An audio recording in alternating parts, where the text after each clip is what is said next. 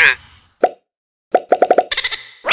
Notre dernier coup de cœur va à Kutna Hora, un jeu pour 2 à 4 joueurs, les parties d'environ 30 minutes par joueur pour 13 ans et plus. C'est un jeu de la série Expert de Yellow, vraiment intéressant, c'est un jeu de commerce et de développement. Il va falloir développer un peu la mine d'argent et ce faisant, on attire beaucoup de mineurs, donc il va falloir développer la ville aussi et la rendre fonctionnelle. Donc c'est un jeu de beaucoup de stratégie. Puis ce qui le démarque aussi énormément, c'est que c'est la fluctuation des marchés. Toutes les ressources sont représentées par des différents modules et la valeur va fluctuer en fonction de la demande et en fonction de l'offre aussi. Donc, par exemple, plus qu'on construit de scieries, la valeur du bois va diminuer parce qu'il y a vraiment beaucoup d'offres de bois. Par contre, au fil du jeu, la demande va augmenter pour les différents développements.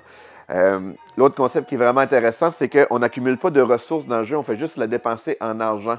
Donc, par exemple, si on a besoin de bois pour construire un bâtiment, mais au lieu d'utiliser du bois comme tel, il va falloir payer la valeur du bois actuel pour construire notre bâtiment. C'est la même chose pour les revenus. Si on, par exemple, on fait des scieries qui nous font produire beaucoup de bois, mais au moment qu'on déclenche une phase revenu, mais on va gagner notre argent en fonction du nombre de bois qu'on produit, là.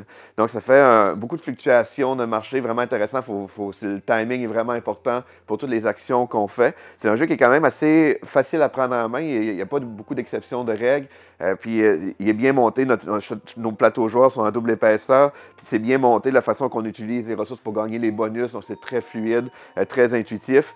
Il y a vraiment une portion mine qu'on va développer la mine pour faire, qui va nous donner des points. Ça nous donne beaucoup de revenus aussi en charbon, en minerai. On a une section vraiment ville qu'on essaie d'agencer les différents bâtiments aussi. Puis c'est un autre concept que j'ai trouvé intéressant, c'est que la valeur des développements change selon les bâtiments déjà construits. Par exemple, les bâtiments construits à côté d'une scierie vont coûter un peu moins cher que si on veut se construire à côté d'une école. Fait que ça représente bien le développement là, résidentiel réel.